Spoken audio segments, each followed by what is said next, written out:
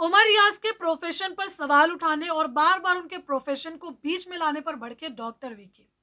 हर weekend के बार में हम देखते आए कि बिना किसी रीजन के उमर रियाज को टारगेट किया गया है, उनके प्रोफेशन को बार बार बीच में लाया गया है।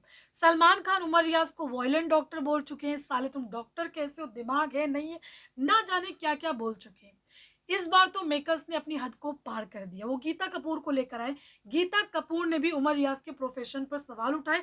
वो उमर रियाज के प्रोफेशन को बीच में लेकर के आई। वो भूल गई कि वो रियलिटी शो में आई है, उनको बताना है कि उन्होंने शो कैसा खेला है। बल्कि उन्होंने साफ तौर पे कहा कि वो उनको पर्सनली नहीं जानती, बाहर से नहीं जानती, वो सिर्फ शो में देख रही हैं। शो हम भी देख रहे हैं, ठीक है, हमें वो सारी चीज़ें देखने को नहीं मिली है जो आप लोग देख रहे हैं, जो आप लोग चीज़ें बता रही है।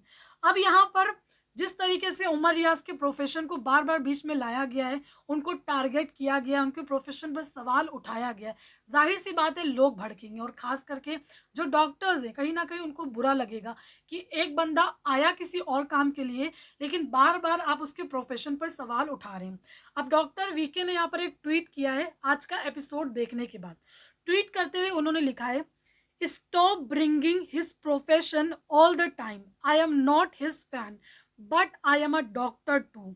He came into the house as a contestant, not as a doctor. I am extremely emotional as a person, but I am not like that in front of patient. Stop defaming him as a doctor. Hashtag Umar Riyaz. जी हाँ, साफ तौर पे उन्होंने कहा है कि बार बार उनके प्रोफेशन पर सवाल ना उठाएं। वो बिग बॉस के घर में एज अ कंटेस्टेंट गए, एज अ डॉक्टर नहीं गए, तो बार बार उनके प्रोफेशन पर सवाल उठाना आप लोग बंद कर दीजिए।